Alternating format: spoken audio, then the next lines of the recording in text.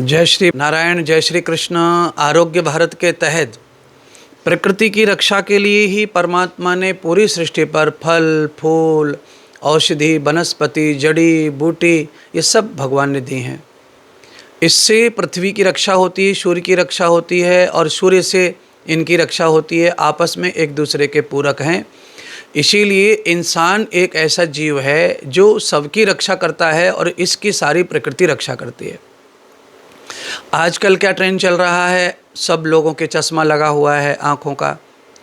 तो ध्रुवा घास भगवान गणेश की प्रिय औषधि है, प्रिय चढ़ावा है और भगवान गणेश को अति प्रिय ध्रुवा है। इसीलिए हमारे यहाँ भगवान को ध्रुवा का भोग लगता है, उनकी माला पहनाई जाती है, ध्रुवा अर्पण की जाती है। क्यों भाई, इसका क्या महत्व है ध्रुवा क्यों? तो पवित्र घास औषधि है, आँखों की रोशनी के लिए वरदान है ये। वैसे तो ओस आकाश में से चंद्रमा की कृपा से रोज पड़ती है, पूरा मोक्षर जो है चंद्रमा की कृपा से देन है। तो पर इस देन को आप यूं ही व्यर्थ में नष्ट कर रहे हैं। सूर्य आता है और सारी की सारी चंद्रमा की जो ओस है उसे खींच के किरणें ले जाती हैं और इंसान को लाभ नहीं होता, क्योंकि इंसान समय पे उठता नहीं है और बाहर आता नहीं है।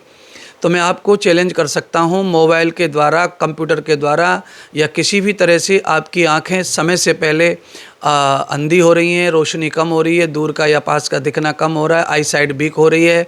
उसके लिए आपने देखा होगा कि सभी लोग कहते हैं कि ओस में ध्रुवा घास पे पैदल चला करो।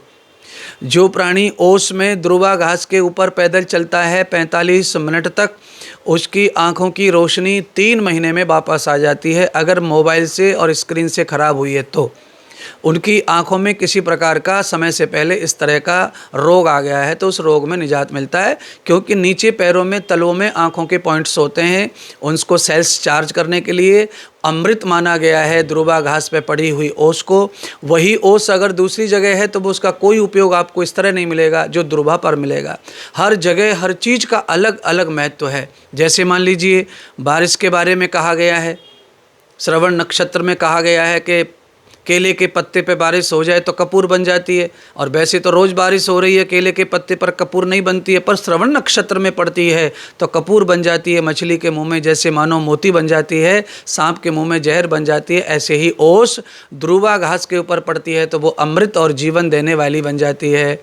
कोशिश ये कीजिए, हिरण को देखो, ध्रुवा घास को चाटता है, सुबह ओस का पानी पी लेता है, इसलिए हिरण कितना तंदुरुस्त रहता है, उसको कितना दूर तक का दिखाई देता है और शिकार मरने से बचता है बड़े बड़े खूंखार जानवरों से।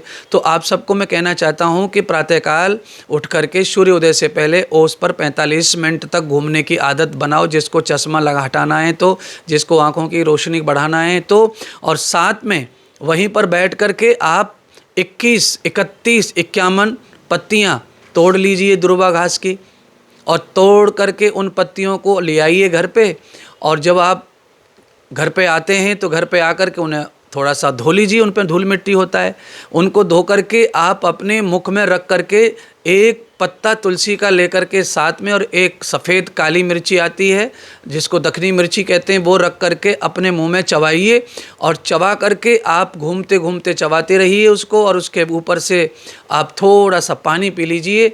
आप कमाल का रिजल्ट देखेंगे। आँखों के लिए ये 3 चीज़ों का उपाय वरदान साबित होता है। ये उपाय बड़ा सरल है और सात्विक है, इसका कोई साइड इफ़ेक्ट आपको है नहीं। आप जानते हैं ध्रुवा घास तो सभी खाते हैं और सबके छत पे, घर पे, दुकान पे, मकान पे, हर तरफ कहीं भी उग जाती है, वहाँ उसका लाभ लीजिए, ना कि उखाड़ कर उसे फेंकिए। उसका लाभ लीजिए और लाभ लेकर के ध्रुवा के चमत्कारी गुणों से आप परिचित हो जाएंगे। इसके बारे में जब आप गूगल पे पढ़ेंगे तो इसके और अनेक लाभ भी हैं जो आप उठा सकते हैं।